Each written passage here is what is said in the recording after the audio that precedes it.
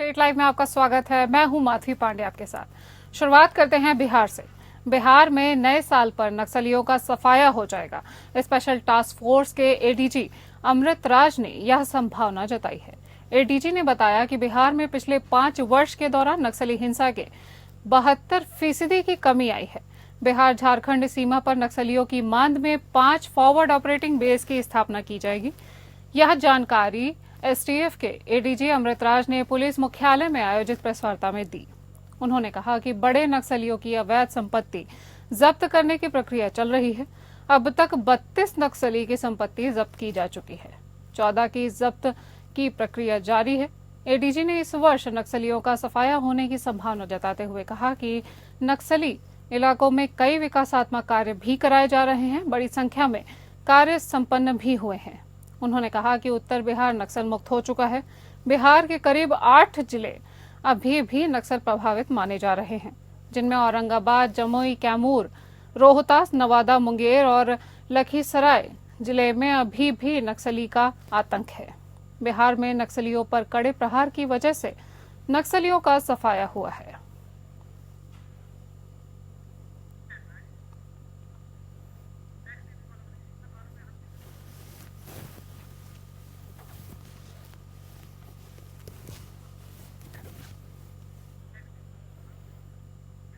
उचित मुआवजे की मांग और भारत माला परियोजना बनारस रांची टू कोलकाता एक्सप्रेसवे निर्माण के विरोध में 93 गांव के किसानों ने एक दिन एक समय अपने गांव के सामने महाधरना दिया। धरने में बैठे हजारों किसानों ने कहा, बिना 1 करोड़ 28 लाख रुपए प्रति एकड़ कृषि भूमि का मुआवजा मिले 1 इंच एक्सप्रेसवे निर्माण कार्य नहीं दिया जाएगा।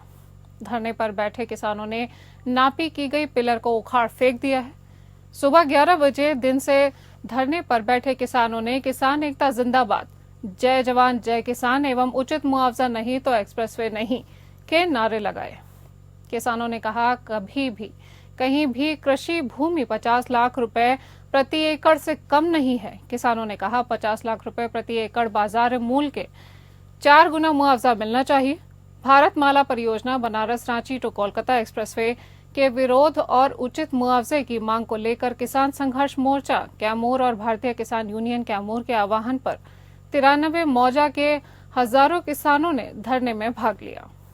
धरने में शामिल विमलेश पांडे, अध्यक्ष किसान संघर्ष मोर्चा कैमूर ने कहा, समय रहते मुआवजा की समस्या दूर नहीं होगी तो कैमूर जिला जलने लगेगा। अध्यक्ष ने कहा, उचित मुआवजे की मांग कर रहे किसानों के साथ प्रशासन ने सख्ती की तो गंभीर परिणाम भुगतने होंगे।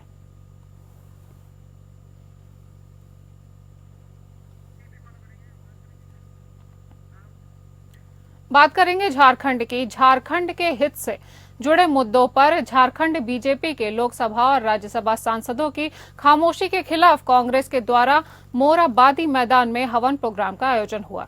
साथ ही ईसाई और इस्लाम धर्म के अनुयायी भी कार्यक्रम में शामिल हुए और भाजपा सांसदों की सद्बुद्धि के लिए दुआएं की ताकि वह लोकसभा में झारखंड के जनता द्वारा दी गई जवाबदेही का उत्तरदायित्व निभाते हुए आवाज उठा सके। हवन कार्यक्रम के बाद कांग्रेस महानगर और ग्रामीण जिला कमेटी के पदाधिकारी ने मीडिया से बात करते हुए कहा कि झारखंड से बीजेपी के 9 लोकसभा सांसद और 3 राज्यसभा सांसद हैं। झारखंड के हक और अधिकार की प्राप्ति के लिए राज्य सरकार लगातार आवाज उठा रही है, लेकिन बीजेपी के सांसद इस पर मौन है। इस सर्वधर्म प्रोग्राम के माध्यम से बीजेपी सांसदों को यह संदेश देने की कोशिश कर रही है कि वह झारखंड के अधिकारों की बात लोकसभा और राज्यसभा में रखें और जनता के द्वारा दी गई जवाबदेही पर खरा उतरे। कांग्रेसियों ने कहा कि अगर बीजेपी सांसद अपनी खामोशी नहीं तोड़ते हैं तो कांग्रेस के द्वारा लगातार इस तरह के कार्यक्रम किए जाते रहेंगे।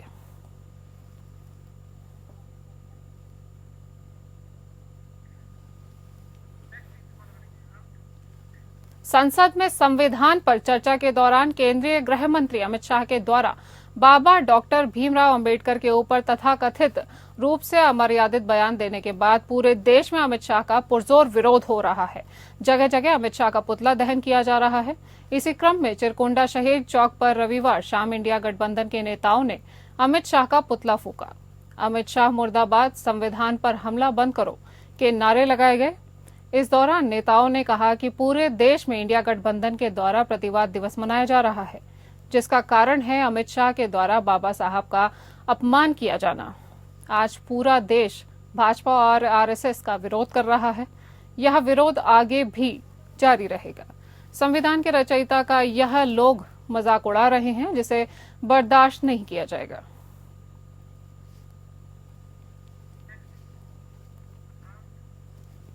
बेरमो के करगली गेट झामुमो कार्यालय में फुसरो नगर अध्यक्ष दीपक महतो के नेतृत्व में मुख्यमंत्री हेमंत सोरेन की सरकार में विश्वास और आस्था रखते हुए सैकड़ों की तादाद में कार्यकर्ता इंडिया गठबंधन समर्थित झारखंड मुक्ति मोर्चा का दामन थाम रहे हैं।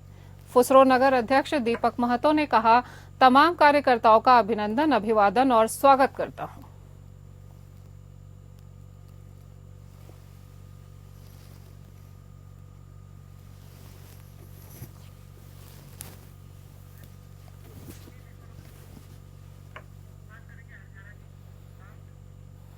बात करेंगे हरियाणा के कुरुक्षेत्र दौरे पर सीएम नायब सैनी ने लाडवा कस्बे में खुला दरबार लगाकर जन समस्याएं सुनी। मीडिया से बातचीत में मुख्यमंत्री नायब सैनी ने नॉन स्टॉप विकास जारी रखने की बात कही। कांग्रेस नेतृत्व पर भी सीएम ने निशाना साधा और तंज कसा कि उनके डीएनए में विरोध करना ही लिखा है। लाडवा में जन समस्याएं सुनते हुए मुख्यमंत्री नायब सैनी बोले कि विकास कार्य को तेज गति दी जाएगी ताकि नॉन स्टॉप विकास जारी रहे, लोगों को किसी समस्या का सामना न करना पड़े। उन्होंने कहा कि खड़गे साहब कांग्रेस के वरिष्ठ नेता हैं, लेकिन देश के लोगों ने उनको उनकी कांग्रेस पार्टी लोगों ने नकार दिया है। उनके पास ट्वीट करने के अलावा कुछ और नहीं बचा है। वन नेशन वन इलेक्शन से देश को लाभ होगा, विकास की गति तेज होगी। मुख्यमंत्री ने कहा कि कांग्रेस कभी नहीं चाहती कि देश का विकास हो, क्योंकि लंबे समय तक उन्होंने देश पर शासन किया है, लेकिन वर्ष 2014 से पीएम नरेंद्र मोदी के कुशल मार्गदर्शन में देश नॉनस्टॉप विकास कर रहा है और ऊंचाइयों के नए आयाम स्थापित कर रहा है, जो कांग्रेस को हजम नहीं हो रहा है। कांग्रेस ने देश की धीमी गति से आगे बढ़ाया था, लेकिन मोदी तीव्र गति से देश का विकास कर रहे हैं, जो प्रत्येक देशवासी महसूस कर रहा है। देश आगे बढ़ रहा है। पीएम मोदी की सोच है कि वर्ष 2047 तक भारत को विकसित भारत बनाया जाए। जब पीएम मोदी ने धारा 370 समाप्त की थी, तब भी मल्लिकार्जुन खड़गे ने इसका विरोध जताते हुए ट्वीट किया था कि धारा 370 समाप्त नहीं होनी चाहिए। किसान सम्मान निधि लगाने पर भी खड़गे और राहुल गांधी ने ट्वीट कर इसका विरोध जताया था। उन्होंने तंज कसा कि कांग्रेस के डीएनए में विरोध करना समाया हुआ है। उन्होंने ये भी कहा कि भ्रष्टाचारियों को किसी कीमत पर बख्शा नहीं जाएगा।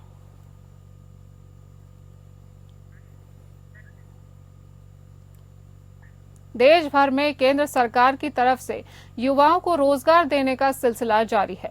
गुरुग्राम के कदरपुर स्थित सीआरपीएफ कैंप में आज रोजगार मेले का आयोजन किया गया, जिसमें मुख्य अतिथि के तौर पर केंद्रीय राज्य मंत्री राव इंद्रजीत सिंह ने शिरकत की और 450 युवाओं को नियुक्ति पत्र दिए। इस कार्यक्रम में प्रधानमंत्री नरेंद्र मोदी ने भी वीडियो कॉन्फ्रेंसिंग के मार्फत युवाओं को बधाई दी है। देश में कुल 71,000 युवाओं को आज एक साथ नियुक्ति पत्र दिए गए, तो वहीं 45 जगह पर इस तरह के रोजगार मेले का आयोजन किया गया। राव इंद्रजीत सिंह ने सभी युवाओं को बधाई दी, तो वह स्पीच उन्होंने कहा कि आने वाले दिनों में 1 करोड़ से ज्यादा युवाओं को रोजगार दिया जाएगा। इस कड़ी में 500 से ज्यादा बड़ी कंपनियां इन युवाओं को रोजगार देंगी। केंद्रीय राज्य मंत्री ने कहा कि आज हरियाणा सरकार 24 ऐसी फैसले हैं जिनमें एमएसपी पर खरीद रही है। उन्होंने कहा कि किसान आंदोलन को लेकर केंद्र सरकार काफी गंभीर है और जल्द ही इस मामले का भी समाधान हो जाएगा। इसके अलावा उन्होंने कहा कि जिस तरह से लगातार जिला प्रशासन की तरफ से अपनी पूरी तैयारी कर ली गई है, नगर निगम चुनाव भी जल्द ही हो जाएंगे।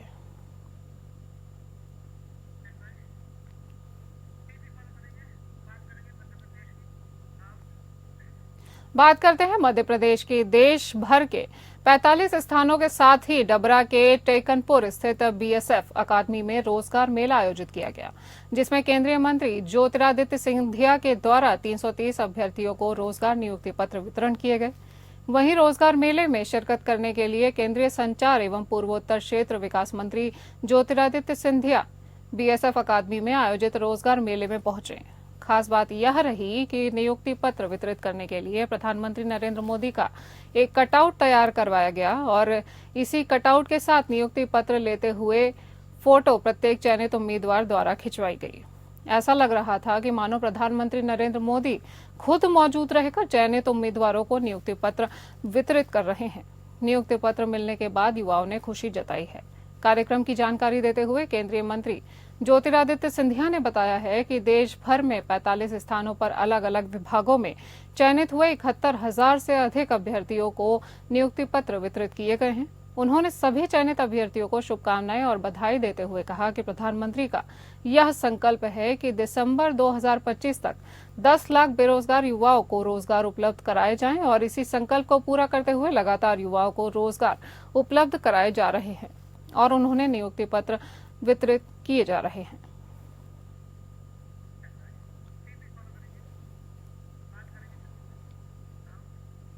बात करेंगे छत्तीसगढ़ की। पीसीसी चीफ दीपक बैस ने महतारी वंदन योजना में बड़ी गड़बड़ी का आरोप लगाया है। उन्होंने कहा कि पॉर्न स्टार के नाम से महतारी वंदन की राशि जारी हो रही है। सनी लियोनी के नाम से हर महीने 1,000 रुपए जारी हो रहे हैं। उन्होंने सरकार से मामले की जांच करने की मांग की है। बैस ने कहा कि महतारी वंदन योजना भ्रष्टाचार की भेंट चढ़ चुकी है। घोटाले के लिए मंत्री और सरकार जिम्मेदार है। सनी लियोनी के नाम से राशि जारी हो रही है। कल करीना कपूर का नाम भी सामने आएगा।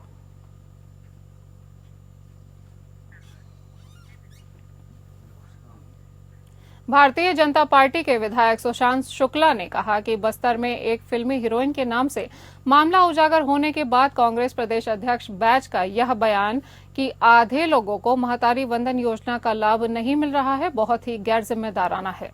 महतारी वंदन योजना को लेकर कांग्रेस के नेताओं ने अनेक बार झूठ बोला है, जिसके लिए कांग्रेस के सारे नेताओं को छत्तीसगढ़ की माताओं बहनों से तुरंत माफी मांगनी चाहिए। राहुल गांधी से लेकर छत्तीसगढ़ के कांग्रेस के नेता झूठ की राजनीति करते हैं, भ्रम की राजनीति करते हैं। भाजपा विधायक शुक्ला ने कहा कि महिलाओं के आर्थिक सशक्तिकरण के संकल्प की पूर्ति करते हुए सत्ता में आने के 3 महीनों के भीतर ही प्रदेश की भाजपा सरकार ने इस योजना पर अमल शुरू कर दिया था, जो बिना किसी बाधा के नियमित महिलाओं तक हर महीने पहुंच रही थी और प्रदेश की महिलाएं इस राशि से परिवार, बच्चों की शिक्षा, निवेश आदि में अर्थ प्रबंधन को सुचारू दिशा प्रदान कर रही हैं। महतारी वंदन योजना के क्रियान्वयन में सुशासन के मूल्य स्पष्ट झलक रहे हैं और प्रदेश सरकार के प्रति अभूतपूर्व जन विश्वास नजर आ रहा है। शुक्ला ने कहा कि महतारी वंदन छत्तीसगढ़ की मातृ शक्ति की आर्थिक स्वतंत्रता की दिशा में क्रांतिकारी पहल है। आज छत्तीसगढ़ की महिलाओं को छोटी छोटी जरूरतों के लिए किसी का मुंह नहीं देखना पड़ता है।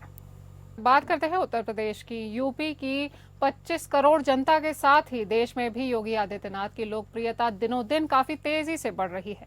जनता से संवाद और उनकी समस्याओं को सुनकर निराकरण में योगी आदित्यनाथ काफी आगे रहते हैं।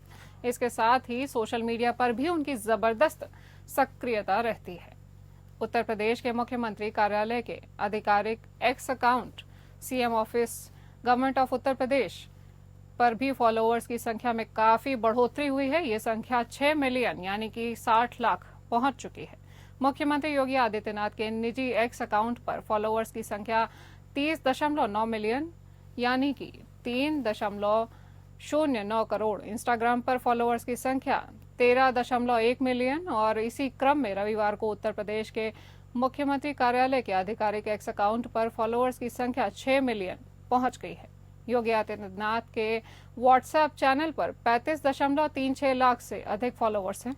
उल्लेखनीय है कि देश के सबसे बड़े आबादी वाले राज्य उत्तर प्रदेश में 2017 में सरकार बनने के बाद सीएम योगी ने जिस तरह राज्य में विकास और सुशासन के साथ साथ कानून और व्यवस्था में व्यापक सुधार किए, उससे उनकी लोकप्रियता नए मुकाम पर पहुंच चुकी है।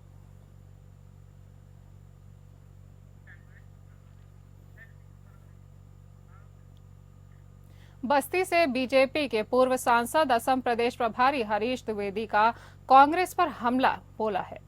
बाबा साहेब अंबेडकर को लेकर उन्होंने कांग्रेस पर वार किया है। उन्होंने कहा कि कांग्रेस कभी भी बाबा साहेब की हितैषी नहीं रही। जब केंद्र में सहयोगी सरकार थी तब बाबा साहेब को भारत रत्न सम्मान मिला है। कांग्रेस पार्टी ने कभी भी बाबा साहेब का सम्मान नहीं किया, हमेशा अपमान ही किया है। संविधान को बदलने का काम कांग्रेस पार्टी ने किया है। आरएसएस भारतीय जनसंघ बीजेपी हमेशा बाबा साहेब के संविधान का सम्मान करती है और आगे भी करती रहेगी। वहीं सपा के बारे में कहा कि समाजवादी पार्टी ने बाबा साहेब के कई ऐसे स्मारक बनाए थे जिनका नाम बदलने का काम उसने पाप किया है।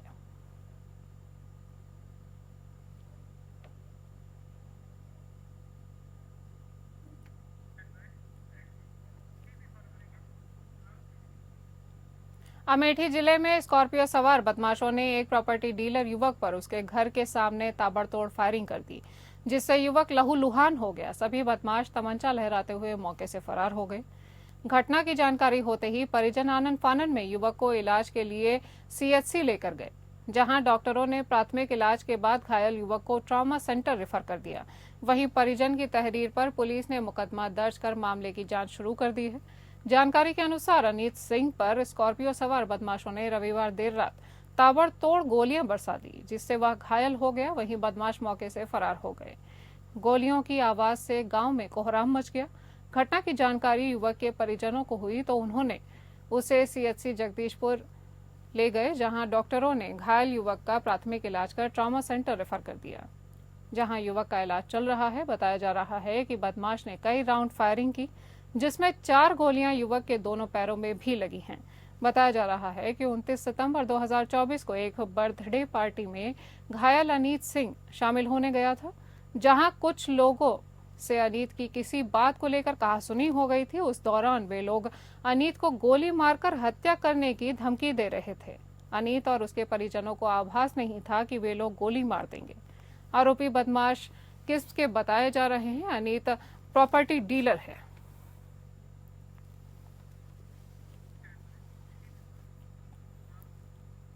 बरेली बहेड़ी थाना क्षेत्र के नूरी नगर में मारपीट की घटना सामने आई है। पैसे के विवाद में 2 पक्षों में जमकर लात, घूंसे, लाठी डंडे और थप्पड़ चले। इस मारपीट में 1 दर्जन से ज्यादा लोग शामिल रहे।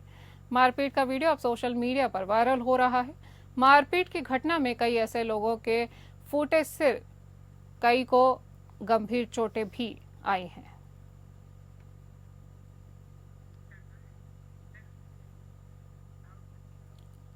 सोनभद्र के पन्नूगंज थाना क्षेत्र के एक गांव की किशोरी की खरीद फरोख्त का मामला प्रकाश में आया है।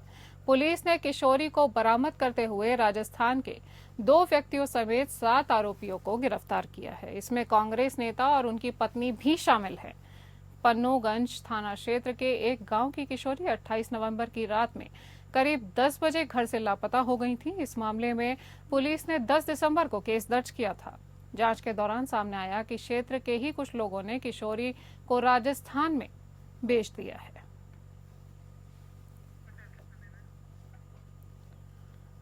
आपको बता दें कि एक किशोरी की सोनभद्र के पन्नूगंज थाना क्षेत्र में गायब होने की, लापता होने की खबर आई और आगे ये पता चला कि उन्हें बेच दिया गया है।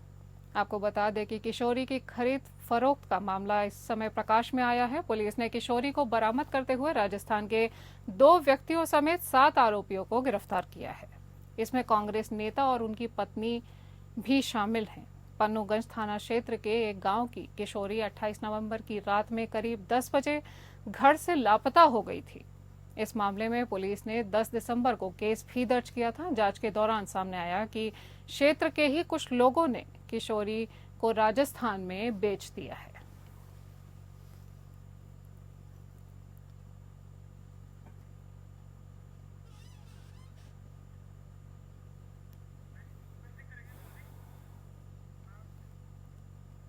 इस बुलेटिन में इतना ही। नमस्कार।